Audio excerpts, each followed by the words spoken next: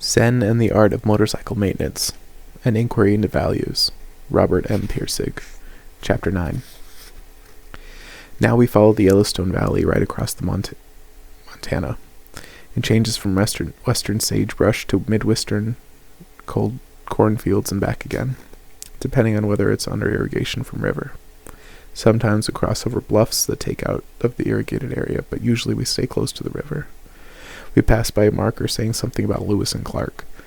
None of them came up this way on a side excursion from the Northwest Passage. Nice sound. Fits the Chautauqua. We're really on a kind of Northwest Passage, too. We pass through more fields and desert, and the day wears on. I want to pursue further now, the same ghost that Phaedrus pursued. Rationality itself. That dull, complex, classical ghost of underlying form. This morning I talked about hierarchies of thought, the system. Now I want to talk about methods of finding one's way through these hierarchies. Logic. Two kinds of logic are used. Inductive and deductive. Inductive inferences start with obsessions of machine and arrive at general conclusions. For example, if the cycle goes over a bump and the engine misfires, and then goes over another bump and the engine misfires, and then goes over another bump and the engine misfires, and then goes over a long, smooth stretch of road and there is no misfiring, and then goes over a fourth bump and the engine misfires again, one can logically conclude that the misfiring is caused by the bumps. That is induction, reasoning from a particular experiences to general truths. Deductive inferences do the reverse. They start with general knowledge and predict a specific observation.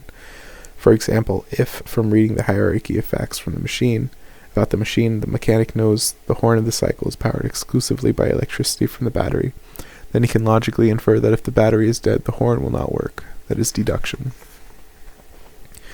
Solution of problems is too complicated for common sense to solve. Is achieved by long strings of mixed inductive and deductive inferences that weave back and forth between the observed machine and the mental hierarchy of the machine found in the manuals. The correct program for this interweaving is formalized as scientific method. Actually, I've never seen a cycle maintenance problem complex enough really to require a full-scale, formal scientific method. Repair problems are not that hard. When I think of formal scientific method, an image sometimes comes to mind of an enormous juggernaut, a huge bulldozer, slow, tedious, lumbering, laborious, but invincible. It takes twice as long, 5 times as long, maybe a dozen times as long as informal mechanics techniques, but you know at the end you're going to get it. There's no fault isolation problem in motorcycle maintenance that can stand up to it. When you've hit a really tough one, tried everything, racked your brain, and nothing works, and you know this time nature really has decided to be difficult, you say, okay, nature, this is the end of the nice guy, and you crank up to the formal scientific method. For this, you keep a lab notebook. Everything gets written down, formally, so that you know at all times where you are, where you've been, where you're going, and where you want to get. In scientific work and electronics technology, this is necessary because otherwise the problems get so complex that you get lost in them and confused and forget what you know and what you don't know and have to give up. In cycle maintenance, things are not that involved, but when confusion starts, it's a good idea to hold down by making everything formal and exact. Sometimes just the act of writing down the problems straightens out your head as to what they really are. The logical statements entered into the notebook are broken down into 6 categories. 1. Statement of the problem. 2. Hypothesis as to the cause of the problem. 3. Experiments designed to test each hypothesis. 4. Predicted results of the experiment. 5. Observed results of the experiments. 6. Conclusions of the results of the experiments. This is not that different from the formal arrangement of many college and high school lab notebooks, but the purpose here is no longer just busy work. The purpose now is precise guidance of thoughts that will fail if they are not accurate. The real purpose of scientific method is to make sure nature hasn't misled you into thinking you know something, and you know something you don't actually know. There's not a mechanic or a scientist or a technician alive that hasn't suffered from that one so much that he's instinctively on guard. That's the main reason why so much scientific and mechanical information sounds so dull and so cautious. If you get careless, or if you go romanticizing scientific information, leaving it giving it a flourish here and there, nature will soon make a complete fool of you. It does it often enough anyway, even when you don't give it opportunities.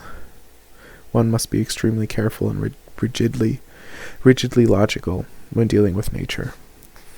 One logical slip and an entire scientific edifice comes tumbling down. One false deduction about the machine and you can get hung up indefinitely. In part 1 of formal scientific method, which is a statement of the problem, the main skill is stating absolutely no more than you are positive you know. It is much better to enter a statement, solve problem, why doesn't cycle work, which sounds dumb, but is correct, than it is to enter a statement, solve problem, what is wrong with the electrical system, when you don't absolutely know the trouble is in the electrical system. What you should state is, solve problem, what is wrong with cycle, and then state, as the first entry of part 2, hypothesis number 1, the trouble is the electrical system. And you think of as many hypotheses as you can, and then design experiments to test them and see which are true and which are false. This careful approach to the beginning questions keeps you from taking a major wrong turn, which might cause you weeks of extra work or can even hang you up completely. Scientific questions often have a surface appearance of dumbness for this reason. They are asked in order to prevent dumb mistakes later on. Part 3. The part of formal scientific method called experimentation is sometimes thought of by romantics as all of science itself because it's the only part which with much visual surface. They see lots of test tubes, visual and bizarre equipment, and people running around making discoveries. They do not see the experiment as part of a larger intellectual process, and they so often confuse experiments with demonstrations which look the same. A man conducting a gee-whiz science show with $50,000 worth of Frankenstein equipment is not doing anything scientific if he knows beforehand what the results of his efforts are going to be. A motorcycle mechanic, on the other hand, who honks the horn to see if the battery works, is informally conducting a true scientific experiment. He is testing a hypothesis by putting the question to nature. The TV scientist who mutters sadly, "The experiment is failure. We have failed to achieve what we had hoped for," is suffering mainly from a bad scriptwriter. An experiment is never a failure solely because it fails to achieve predicted results. An experiment is a failure only when it fails adequately to test the hypothesis in question, when the data it produces don't prove anything one way or another. Skill at this point consists of using experiments that test only the hypothesis in question, nothing less, nothing more. If the horn honks, then the mechanic concludes that the whole electrical system is working. If the horn honks and the mechanic concludes that the whole electrical system is working, he is in deep trouble. He has reached an illogical conclusion. The honking horn only tells him that the battery and the horn are working. To design an experiment properly, he has to think very rigidly in terms of what directly causes what. This you know from the hierarchy. The horn doesn't make a cycle go. Neither does the battery, except in a very indirect way. The point at which the electrical system directly causes the engine to fire is at the spark plugs, and if you don't test there at the output of the electrical system, you will never really know whether the failure is electrical or not. To test properly, the mechanic removes the plug and lays it against the engine so that the base around the plug is electrically grounded, kicks the starter lever and watches the spark plug gap for a blue spark. If there isn't any, he can conclude one of two things. There is an electrical failure, or B, his experiment is sloppy. If he is experienced, he will try it a few more times, checking the connections, trying every way he can think of to get the plug to fire. Then, if he can't get it to fire, he finally concludes that A is correct. There is an electrical failure, and the experiment is over. He has proved that his hypothesis is correct. In the final category, conclusions, skill comes in stating no more than the experiment has proved. It hasn't proved that when he fixes the electrical system that the motorcycle will start. There may be other things wrong, but he does know that the motorcycle isn't going to run until the electrical system is working, and he sets up the next formal question, solve problem, what is wrong with the electrical system? He then sets up a hypothesis for these and tests them. By asking the right questions and choosing the right tests and drawing the right conclusions, the mechanic works his way down the echelons of the motorcycle hierarchy until he has found the exact specific cause or causes of the engine failure. And then he changes them so that they no longer cause the failure. An untrained observer will see only physical labor, and often get the idea that physical labor is mainly what the mechanic does. Actually, the physical labor is the smallest and easiest part of what the mechanic does. By far, the greatest part of his work is the careful observation and precise thinking. That is why mechanics sometimes seem so taciturn and withdrawn when performing tests.